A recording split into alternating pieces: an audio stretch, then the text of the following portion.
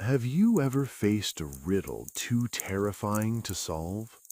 What secret does the mysterious Sphinx hide beneath its silent gaze? Could one man's curiosity awaken a horror beyond imagination? What truth lies behind the shadows that whisper in the night?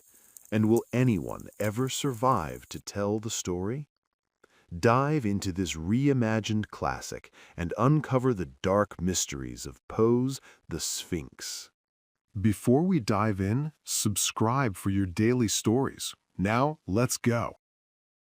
During the terrifying cholera outbreak in New York, I accepted an invitation from a relative to spend 2 weeks at his secluded cottage by the Hudson River. The peaceful retreat seemed like the perfect escape, an oasis of serenity away from the chaos of the city. Days drifted by, filled with the usual pleasures of summer, wandering the woods, sketching, boating, fishing, swimming, listening to music, and losing myself in books. The idyllic setting should have been enough to keep my mind at ease, but every morning news from the city shattered the peace. With each new day came word of another acquaintance lost to the disease. At first, it was merely unsettling, but as the toll grew, we began to expect the worst, a new death, a new tragedy every single day. Soon we dreaded the arrival of the messenger, and the very air around us seemed to carry the stench of death, thick and suffocating. That thought, death, consumed me. It filled every waking moment, haunted my dreams, and robbed me of my ability to think of anything else. My host, ever the stoic, remained more composed. His temperament was calm, unshaken by fear or panic. Though deeply saddened by the mounting death toll, he carried on, trying to buoy my spirits.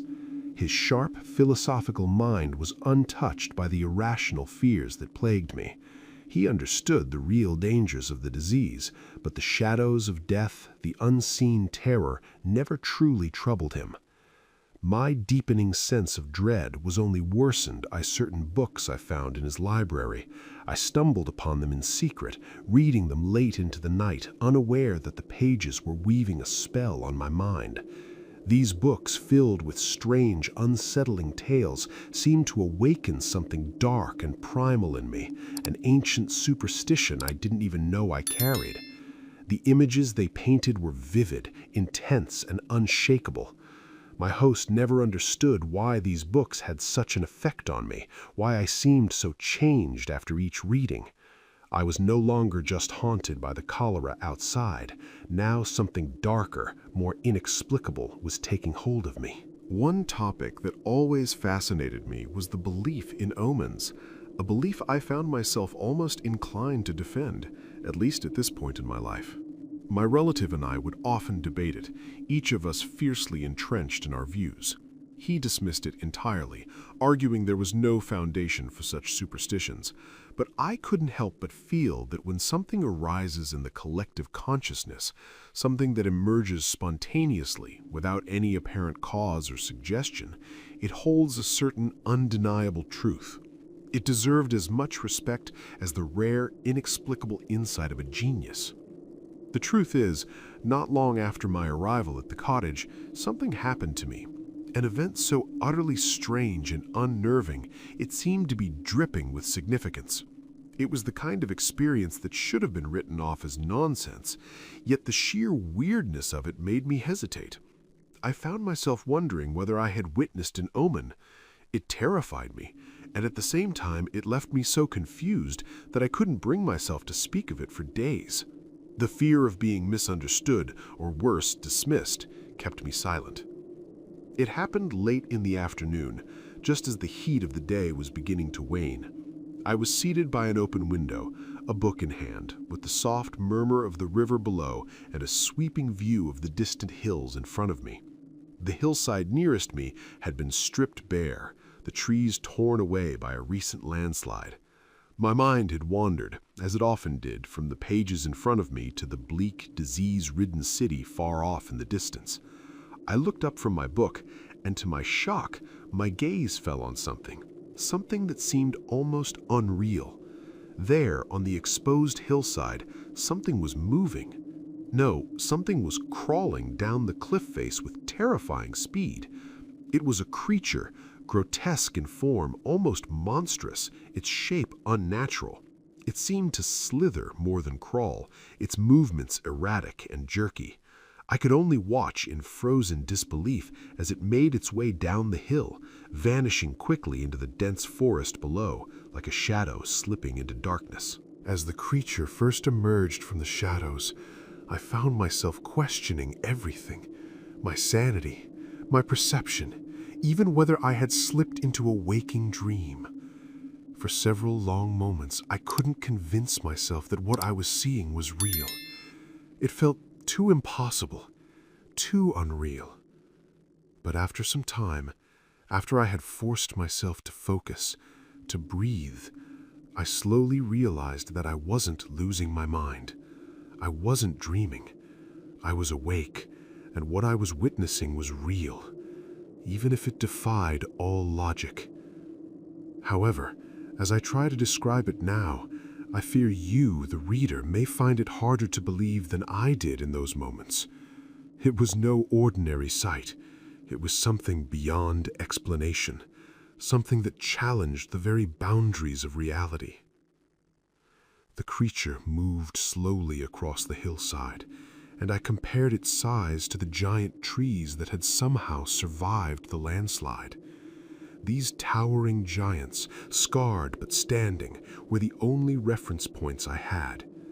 From that, I could only conclude that the creature was massive, far larger than any ship of war. I say ship because its shape resembled one, its form evoking the image of a colossal hull, like that of a 74-gun ship. But it was no ship. It was something far worse.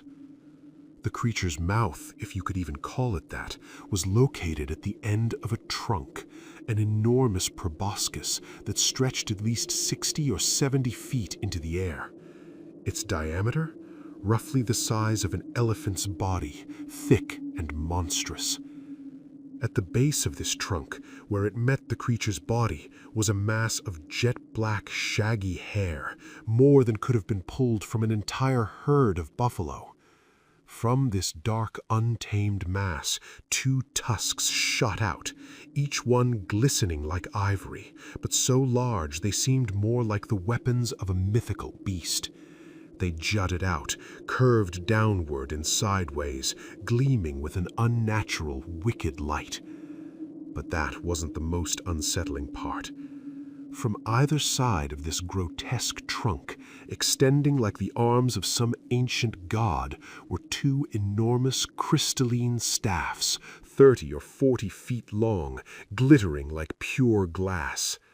These crystalline protrusions seemed to hum with an otherworldly energy, catching the fading rays of the sun and reflecting them in dazzling, sickening brilliance. I watched, frozen, as this monstrous, unimaginable thing crawled down the hill, each movement more horrifying than the last. It was like witnessing a nightmare take form. The creature's trunk was shaped like a jagged wedge, its point driven deep into the earth, as if anchored to the ground by some unnatural force. From the trunk, 2 pairs of wings unfurled, each one stretching nearly 100 yards across. The wings were layered, one pair above the other, and each was covered in metallic scales that gleamed in the dying light. The scales were enormous, each one the size of a small house, at least 10 or 12 feet in diameter. I noticed that the upper and lower wings were connected by thick, unyielding chains, adding to the grotesque, mechanical nature of the creature. But what truly paralyzed me with dread was the image that dominated its chest, a death's head. It was meticulously drawn, glowing in stark white, standing out in sharp contrast to the creature's dark, monstrous body. The skull was so vividly etched, so precise, it could have been the work of an artist. But there was no artistry here, only terror. As I stared at this horrific thing, my body gripped with both awe and sheer terror. I felt an impending doom, a sense of evil that was as palpable as the air itself. My thoughts churned, but no reason, no logic could suppress the rising sense of dread. Then, without warning, the massive jaws, which had remained shut, suddenly flung open. The sound that emerged from its depths was deafening, a wail so mournful, so filled with agony that it felt like a death knell, sharp, resonating deep within me, shaking my very bones. The sound reverberated in the air long after the monster had vanished into the forest below. And then, darkness. I collapsed, my mind unable to handle the sheer horror of what I had just witnessed. I fainted, my body no longer my own. When I awoke, the first thing I felt was a surge of urgency. I needed to tell my friend. I had to share what I had seen, to seek some form of understanding. But even as the words formed in my mind, an inexplicable resistance held me back. A sense of repulsion, a deep unease made me hesitate.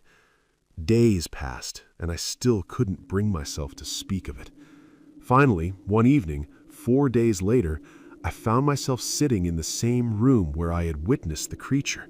I sat at the same window, my eyes drawn once again to the spot where the thing had first appeared. My friend, lounging on the sofa nearby, seemed content, unaware of the storm raging inside me. It was as if the very location, the room, the time of day compelled me to speak. So I turned to him, my voice trembling with the weight of the experience, and began to tell him everything. He listened patiently to my account, his face first breaking into a hearty laugh, then quickly slipping into a solemn, almost detached expression, as though he had already dismissed the possibility of my words holding any truth. It was as though my sanity had already been decided for me. But just then, the creature appeared again. Its form loomed into view with a chilling clarity, and without thinking, I screamed, pointing with trembling hands. "Look, there it is, right there!" I shouted in sheer panic. He turned, his eyes darting eagerly, but to my horror, he saw nothing. Nothing at all. Despite my frantic attempts to guide his gaze, describing its every movement, its terrifying path down the barren hill, he remained unmoved. "I don't see it," he said flatly, shaking his head as if my mind were playing tricks on me. His indifference was as chilling as the vision itself. I was overcome by a cold, paralyzing fear. Was this a sign, an omen of my impending death? Or worse, was it the first glimpse of madness creeping in? My heart pounded in my chest as the realization hit me. I couldn't trust my own mind anymore. I leaned back in my chair, my body heavy with dread. I buried my face in my hands, the weight of it all unbearable. When I finally dared to look again, the creature had vanished, just like before. For a moment, there was silence. My host, however, seemed to have regained his composure. He leaned forward, his expression stern, and began questioning me about every detail of the creature's appearance. His eyes were sharp as he carefully dissected my account, his tone clinical, as though I were a subject of study. Once I had described every grotesque detail of the vision, he sighed deeply, a sound that seemed to lift some invisible burden from his shoulders. Then, with an unnerving calmness, he shifted the conversation. "You know," he began, his voice almost too steady, "this reminds me of something we've discussed before, something about human perception. It's a principle, really, that affects every aspect of our understanding." He went on, unperturbed by the unease that clung to the air. "The biggest source of error in human thinking," he continued, "is the way we misjudge the importance of something. We either overvalue it or underrate it, usually by not understanding its true distance from us. For example, to truly grasp the impact of something like democracy, we need to consider not just its effects, but when those effects will happen. How many political theorists ever bother to think about that?" His words seemed to hang in the air, disjointed, as though he had casually abandoned the moment of terror for intellectual discourse. His calmness felt almost cruel. He paused, almost theatrically, before stepping over to the bookcase. With deliberate slowness, he retrieved a volume, one of those unremarkable, dust-covered natural history books. After flipping through it for a moment, he turned to me with a calm request. "Would you mind exchanging seats? I'll need to get closer to the light to read the fine print," he said. His voice had returned to its eerily calm, collected tone. Reluctantly, I moved aside, feeling an odd, growing sense of unease. He settled into my chair at the window, opened the book, and without missing a beat, continued speaking as though we hadn't just been talking about monstrous visions. "You see," he began, "without your rather detailed description of the creature, I doubt I would have been able to make any connection at all. But fortunately for us both, you've been very thorough.